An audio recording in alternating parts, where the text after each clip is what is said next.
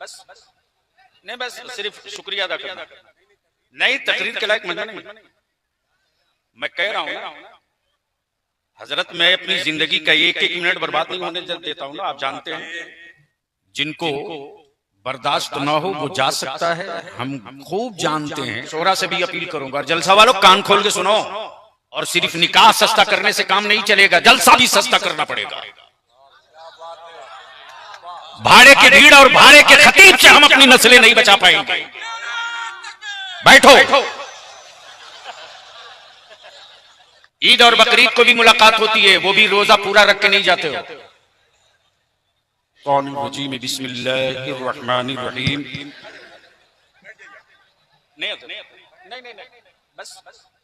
नहीं, बस सिर्फ शुक्रिया अदा करना। नहीं, तकरीर के लायक मजा नहीं।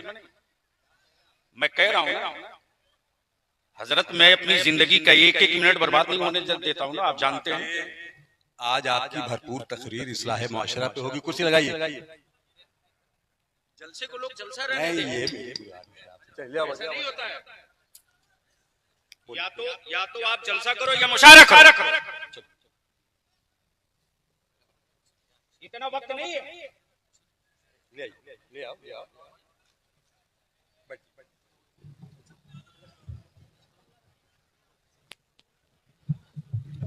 जिसे जाना है 1 मिनट के अंदर उठ के जाओ। मुझे मालूम है कि बाढ़ के पानी से खेती नहीं होती, खूब पता है। दुरूद शरीफ पढ़िए। अल्लाहुम्मा सल्ली अला सय्यदिना मौलाना मुहम्मदिन बारिक वसल्लिम सल्लु अलैहि सलातु व सलामुन अलैका या रसूल अल्लाह। क्या इरादा है? कुछ सुनने का मूड है? कितने लोगों का? बिल्कुल कड़वी कड़वी बातें होगी। मैं आजकल मुकम्मल इत्मीनान से निकल पड़ा हूं उन माफियाओं की दुकान में ताला बंद करने के लिए जो अहले सुन्नत के जवानों को अंधभक्त करने की दवा बेच रहे हैं। इसलिए जिनको बर्दाश्त ना हो वो जा सकता है, हम खूब जानते हैं। बचपना बीता है ना यहां। कोई इलाका, कोई गांव बचा है हमसे। तो अगर सुनने का मूड है, दिल अगर दिमाग सही काम कर रहा है, तो 2-3 बातें सुन लीजिए। ये तो जिद थी फाजिल गिरामी हजरत मौलाना नदीम साहब की, और हुक्म था शहजादे शमसुल मशाइख पीर तरीकत हजरत अल्लामा मौलाना रियाज अहमद खान साहब का। वरना कल दारी शरिया में खुद दस्तारबंदी है। हमसे ज्यादा कोई मसरूफ है क्या स्टेज वाला? लेकिन मैं जानता हूं कि इस वक्त कौन सा वायरस मेरी बिरादरी में छोड़ा गया है और हमारे बच्चे किस बीमारी से नस्लें बर्बाद कर रहे हैं और हमारी एनर्जी कहां खर्च हो रही है। और मैं अपने शोरा से भी अपील करूंगा, जलसा वालों कान खोल के सुनो। ये एहसान नहीं कर रहे हो आप इस्लाम पर। जिस खुलूस, जिस मोहब्बत, जिस बड़े दिल के साथ मेरे आका की मिलाद सजाते हो, उसी खुलूस और उसी बड़े दिल के साथ सिर्फ अल्फाज की गर्मी नहीं, मैदान अमल में भी उतर के दिखाना होगा।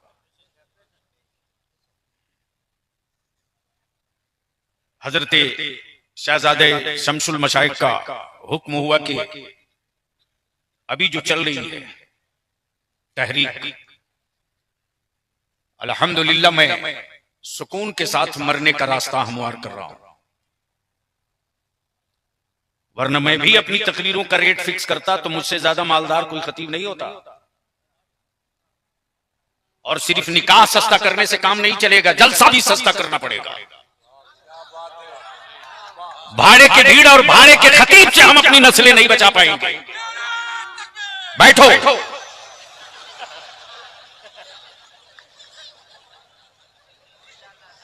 मस्जिद में एक वक्त नहीं जाओगे।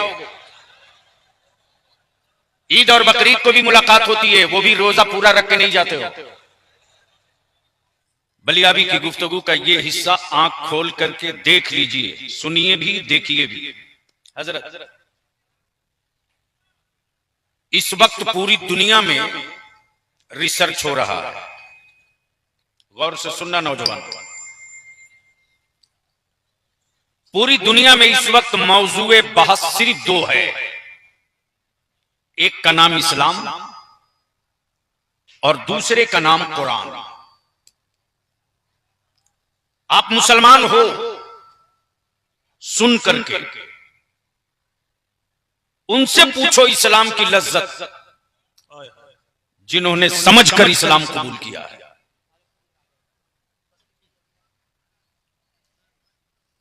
सुनना और है, समझना और है। हम रोज सुनते हैं, समझते नहीं। 24 घंटा में 5 मर्तबा अजान सुनते हैं, समझते नहीं है। हजरत बैठ गए। 24 घंटे में 5 वक्त अजान रोज सुनते हैं, समझते नहीं। अगर अजान समझ गए होते तो मस्जिद के मुअज्जिन को सबसे बड़ा पीर मान लिए होते, नहीं मान सके। इसलिए कि सुने हैं, समझे नहीं। तो जो सुन के इस्लाम कबूल किए वो क्या समझे इस्लाम की लज्जत। आज पूरी दुनिया में मौजूए बहस है दो पर, एक का नाम इस्लाम है, दूसरे का नाम कुरान है। आखिर ये इस्लाम है क्या? हजरत दुआओं के साथ तवज्जो करता, ये इस्लाम है क्या? कोई मुजस्समा है नहीं कि दिखा दिया जाए, कोई तस्वीर है नहीं कि गले में उतार दिया जाए। इस्लाम कोई शहर है नहीं जिस शहर को इस्लाम बता दिया जाए। आखिर ये इस्लाम है क्या कि पूरी दुनिया एक कुफ्र परेशान है दो से, एक का नाम इस्लाम है और एक का नाम कुरान है। किताबें मार्केट में बहुत हैं, लेकिन लेटेस्ट सर्वे यह है कि दुनिया में सबसे ज्यादा पढ़ी जाने वाली किताब का नाम कुरान है और दुनिया में सबसे ज्यादा सुनी जाने वाली किताब का नाम कुरान है। किताबें बहुत हैं, प्रोफेसर पढ़ता है, पब्लिक नहीं सुनती। मेडिकल की किताबें स्टूडेंट पढ़ते हैं, पब्लिक नहीं सुनती। लेकिन ये ऐसी किताब है कि पढ़ी कहीं जाए सुनते सभी हैं। अपना हो तो भी सुने, बेगाना हो तो भी सुने। आज इस्लाम और कुरान दो ही है। हजरत कई घंटे की गुफ्तगू मैं समेट दे रहा हूं दो जुमले वो ये कि अब रिसर्च ये हो रहा, गरीबी में मुसलमान सबसे ज्यादा आगे, मफलुकुल हाली में मुसलमान सबसे ज्यादा आगे, बेरोजगारी में मुसलमान सबसे ज्यादा, जेलों में सबसे ज्यादा कसरत मुसलमानों की। आखिर इस्लाम छोटा क्यों नहीं हो रहा? इस्लाम घट क्यों नहीं रहा? मकान जल गए, शहर जल गया, इलाका जल गया, आबादियां जल गई, हौसले को धुआं न लग सका, हिम्मतों पर कालिक न जम सकी। आखिर वजह क्या है? तो सुनो। भीड़ हो, मजमा हो, एजेंडा ना हो। भीड़ हो, मजमा हो, एजेंडा ना हो तो वो जुनूनियों का एक काफिला हो सकता है। किताब हो, नतीजा ना हो, जिल्द हो सकती है। आलिम हो, बखील हो, ताजिर हो सकता है। खानका हो, तसव्वुफ ना हो, खशियत ना हो, दुकान हो सकती है। अब सवाल ये उठता है कि भीड़ हो, मजमा हो, एजेंडा ना हो। पूरे गिरदो नवाह से आए हो, एजेंडा क्या है? पूरे खित्ते से आए हो, एजेंडा क्या है? पूरे इलाके से जमा हो, एजेंडा क्या है? इमारत बनाई, एजेंडा नहीं। बिल्डिंग बनाई, एजेंडा नहीं। किताब लिखा, एजेंडा नहीं। आखिर फिर ये भीड़ किस काम की?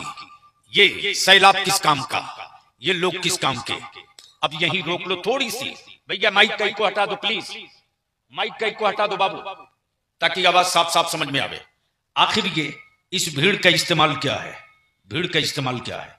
तो आज पूरी दुनिया में जो रिसर्च हो रही वो दो से, कुफ्र को, शिर्क को, कुफ्र को, शिर्क को, मुशरिकीन को, मुर्तदीन को, इस्लाम दुश्मन सारी ताकतों को सिर्फ दो से डर है। एक का नाम इस्लाम, एक का नाम कुरान। ये दोनों ऐसा है जो बदला नहीं लेता, बदला नहीं लेता, बदला नहीं लेता। इस्लाम ने कहीं नहीं कहा बदला लो, बदला नहीं है, बदला नहीं है। और कुफ्र को डर बदला से लगता है, बदला से। और इस्लाम बदला नहीं लेता, बदला नहीं लेता, बदला नहीं लेता। जब इस्लाम को पढ़ने वालों ने पढ़ा और जब इस्लाम पर रिसर्च किया तो वो इसी नतीजे पर पहुंच गए कि इस्लाम बदला नहीं लेता, इस्लाम बदल देता है। जो बदल दे वो इस्लाम है, जो बदल दे वो कुरान है, जो बदल दे वो मुस्तफा का दीन है, जो बदल दे वो कानून शरीयत है, जो बदल दे वो मुस्तफा की सुन्नत है, जो बदल दे वो निजाम मुस्तफा है, जो बदल दे वो मुस्तफा का कानून है।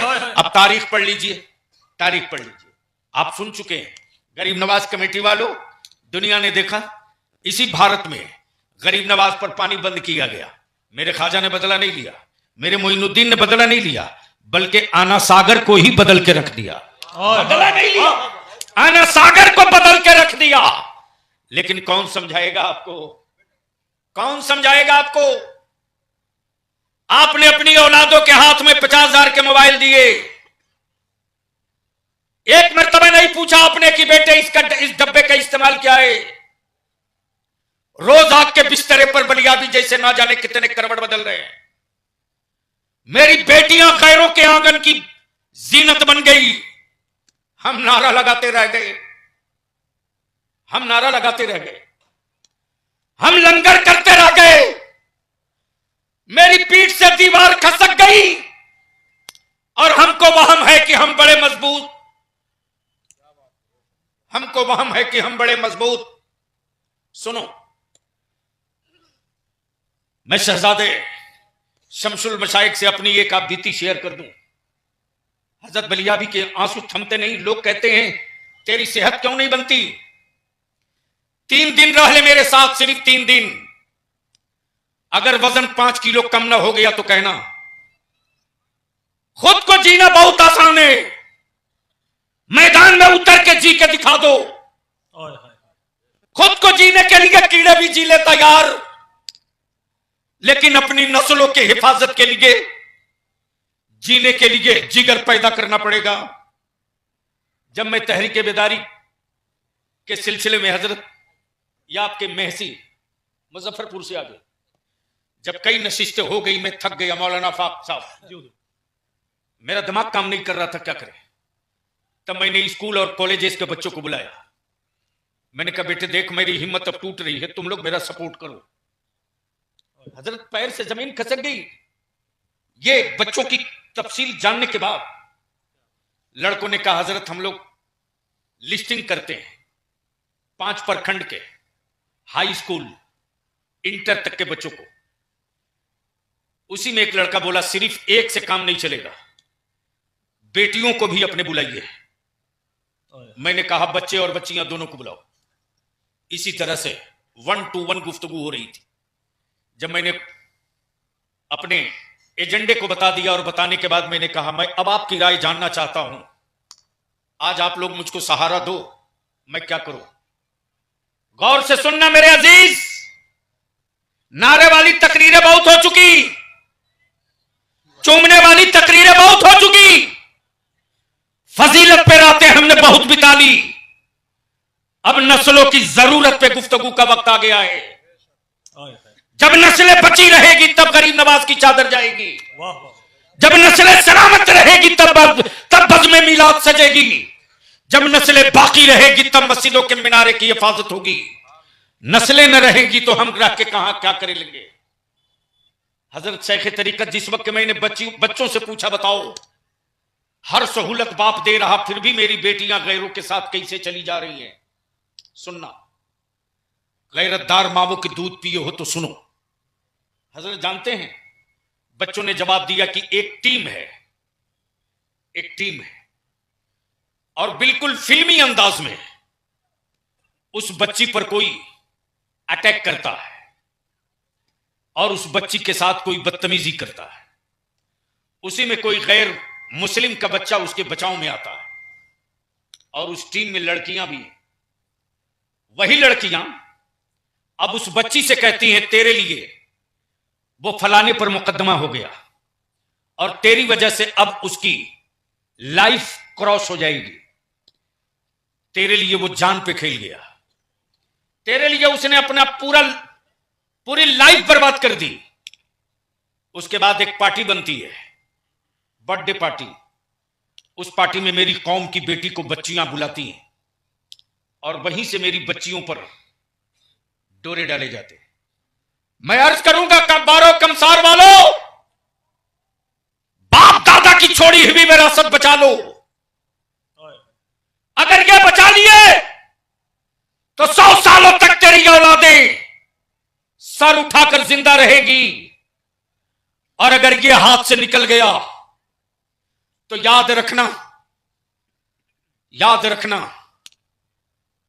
कल किसी ने ये कहा था, कुत्ते से कहा था, भाग भाग वरना आदमी की मौत मारा जाएगा। कुछ दिनों तक लोग ये कहते रहे भाग वरना कुत्ते की मौत मारा जाएगा। अब भारत में कुत्ते बोल रहे भाग वरना आदमी की मौत मारा जाएगा। इसकी एक बुनियाद, वो बुनियाद ये, हमने भीड़ जमा की, एजेंडा नहीं था, हमने मजमा जमा किया। मेरे पास कोई करारदाद और रेजुलेशन नहीं थे। भीड़ थी, आहत का जज्बा नहीं था। भीड़ थी, कोई कैलेंडर नहीं था। पैसा था लेकिन खर्च करने का कि जगह नहीं मालूम थी। कोठी और मकान तो बना दिया, हवेली में गिरी नाइट और टाइल्स तो लगा दिया, लेकिन खूबसूरत हवेली के लायक खूबसूरत औलादों की तरबियत न दे सके। मेरे अजीज बलियावी आपसे सिर्फ 2 चंद बातें अर्ज करता है, इतनी तमहीद के बाद सुनो। वो पत्थर, जो पत्थर छेनियों की चोट से डर जाए, जो पत्थर छेनियों की चोट से डर जाए, वो पत्थर कभी मस्जिद का मेहराब नहीं बन सकता। और जो औरत विलादत के दर्द से डर जाए, वो औरत कभी मां नहीं बन सकती। जो औरत विलादत के दर्द से डर जाए, वो औरत कभी मां नहीं बन सकती। और जो खेत हल के लोहे से डर जाए, वो कभी फसल नहीं दे सकता। मेरे अजीज, मरे हुए इंसानों को कांधे की जरूरत पड़ती है, जिंदा कौमों को कभी कांधे का इंतजार नहीं करना पड़ता। अगर लाश नहीं बने हो तब इंतजार मत करो और खुद को सर जोड़कर बैठ जाओ। मिर्चा हो, कुर्रा हो, रक्सान शरीफ हो, उसिया हो, बारे हो, गामर हो, बदौरा हो, जमानिया हो, कोई गांव हो, 12 गांव वालों एक मर्तबा सर जोड़ के बैठ जाओ और सर जोड़कर सिर्फ एक फैसला कर लो, सिर्फ 5 साल के लिए, सिर्फ 5 साल के लिए। 6ठे साल तुझे हुकूमतों से कटोरे लेकर खैरात नहीं मांगनी पड़ेगी। 6ठे साल तेरी औलादें सत्ता और सरकारों को अपने दरवाजे से ज़कात और फितरे की रकम बांटने लगेंगे। सिर्फ 5 साल के लिए सर जोड़कर बैठ जाओ। और पहला एजेंडा, निकाह सस्ता करो। निकाह, अब नहीं बोलोगे, जोर से बोलो, निकाह सस्ता होना चाहिए कि महंगा? हजरत आपके रक्साहा शरीफ का एक नौजवान है, नाम मैं भूल रहा हूं, पता नहीं क्या है, सोशल मीडिया के जरिए मैं देख रहा हूं कि 15 लड़के, 20 लड़के, 25 लड़के, 10 लड़के मस्जिदों में, गांव में किसी को कुछ बोल नहीं रहे, तख्ती लेकर खड़े हो रहे हैं और तख्ती पर यही लिख रहा, निकाह सस्ता करो, निकाह आसान करो, निकाह सस्ता करो, निकाह आसान करो। ये तख्ती नहीं है, इसे कागज का टुकड़ा मत समझना। मैं इस एक लाइन की तहरीर का असर दिखाता हूं। हजरत, मैं तारीख पढ़ रहा था और आपके जहन में होगा, जिन दिनों मैं रिफाकत का एडिटर था, हजरत के उर्स में मैं वो स्पेशल मुजल्ला लेकर आया था और उसमें उनका मजमून था जो आला हजरत की गोद में खेले थे। लिसानुल मुल्क जिसको लक़ब मिला था, जिस मुफक्किर के कलम को गवर्नमेंट ऑफ इंडिया ने खरीद लिया था, वो अल्लामा वाकिफ अरवली थे। 3 रुपया पर सफहा गवर्नमेंट ऑफ इंडिया देती थी, वो चाहे जो लिख के दे। तो अचानक मुझको मेरे जहन में बात आई, मैंने उनसे पूछ दिया कि मजरूफ सिफत थे वो, मैंने उनसे पूछ दिया कि हजरत ये रातों रात तख्ता पलट का मामला क्या है। सुने उलमाए ज़वील एहतराम बड़ी संजीदगी से, रातों रात तख्ता पलट की तारीख क्या है। तो हजरत ने फरमाया कि देख, वो किताब अंग्रेजी में है, लेकिन हिंदी में एक एडिशन दिल्ली से छपा है, शायद खुदा बख्श लाइब्रेरी में हो, उसे निकाल ले। गौर से सुनना मेरे अजीज, गौर से सुनना। जैसे ही हजरत में वो किताब हिंदी में पाया तो मैं लेकर चला गया, और जो जुनून सवार हुआ तो मैं 350 सफ़े की किताब 2 दिन के अंदर में पढ़ गया। 2 दिन के अंदर मैं 350 सफ़े की किताब पढ़ा। रातों रात तख्ता कैसे पलट गया, गौर से सुनना। काले थे, काले थे, गोरों की हुकूमत थी, काले शहरी थे, बेटियों की आबरू की कोई कीमत न थी, मॉब लिंचिंग आम था, किसी चौक चौराहे पर जूते से पीट देना जुर्म नहीं, लाइसेंस था कि वो गोरा है, मकानों को मिस्मार कर देना कोई अपराध नहीं, इसलिए कि सत्ता में बैठा वो था। लेकिन उन्हीं कालों के बीच में एक काला था जो अपनी औलादों की बेबसी पर चीखता था, यह जुल्म है, यह कानून के खिलाफ है, यह ह्यूमन राइट्स के अगेंस्ट है, यह इंसानियत को पामाल कर रहा, यह नहीं होना चाहिए। सारे काले मिलकर के मुस्कुराते थे उस पर और उसकी दीवानगी को पागलपन का नाम दे दिए। तारीख पलट गई। जब वो थक गया हजरत, जब वो थक गया और जब वो मायूस हो गया तो चुपचाप एक जंगल की तरफ चला गया। लेकिन जब उसको खबर मिलती थी कि किसी काले की बेटी की आबरू लूट ली गई है, तो वो आता था मिठाई का डब्बा लेकर और एक ढोल लेकर, मिठाई बांटता था उसके दरवाजे जिसकी बेटी की आबरू लूटी गई हो। काले उसको पकड़ लिए और बोलते थे, तुम मिठाई बांट रहा, तू जश्न मना रहा, मेरी बेटी की आबरू लुट गई, तू जश्न मना रहा। तो उस काले ने जवाब दिया, यही बात मैं तुझको समझा रहा हूं 10 साल से, तुम लोगों ने मुझको पागल बनाया, मैं मजबूर होकर के आबादी से बाहर भाग गया। मैं मिठाई इसलिए बांट रहा हूं कि तेरे अंदर का जमीर जाग गया है। मैं इसलिए बांट रहा हूं कि कम से कम एक बाप ही सही अपनी बेटी की आबरू, लुटी हुई आबरू के खिलाफ खड़ा होने की हिम्मत तो जुटा लिया। ये सोचकर मिठाई बांट रहा हूं। तब सभी कालों ने सर जोड़ करके कहा, अब बता, कब तक आबरू लूटेगी, कब तक बेटियां दबा होगी, कब तक हमारे बेटे रुस्वा किए जाएंगे, बता। तब उस काले ने कहा, एक पोस्टर लिखो, एक पोस्टर लिखो, एक पोस्टर। उस पोस्टर में सिर्फ एक लाइन, वो लाइन क्या थी हजरत, ताज्जुब होता है। वो लाइन ये थी, क्या हम कुछ कर सकते हैं। समझ में बात आई, समझ में बात आई क्या? बोलो बोलो बोलो बोलो। मैं आप ही से पूछूं, क्या आप कुछ कर सकते हैं?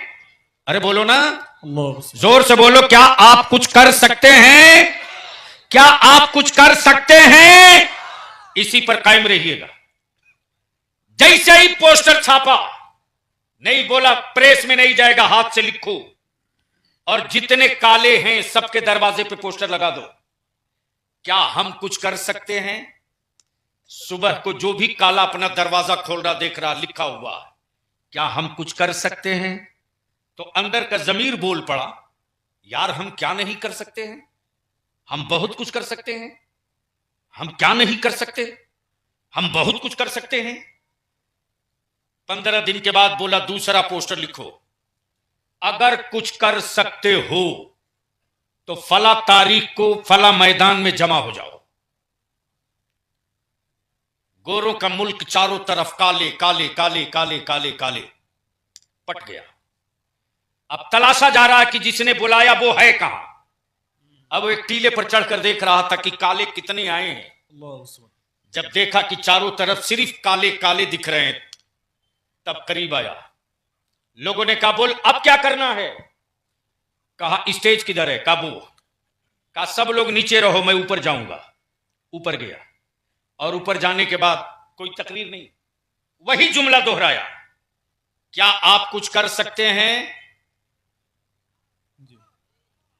समझ में नहीं आया तो बोलो ना, जोर से बोल दो, क्या आप कुछ कर सकते हैं। हाथ उठा के बताओ, क्या आप कुछ कर सकते हैं। कितने लोग ऐसे हैं जो कुछ करने की हिम्मत रखते हैं। उठा के रखो, उठा के रखो, उठा के रखो। स्टेज वाले कुछ भी नहीं कर सकते।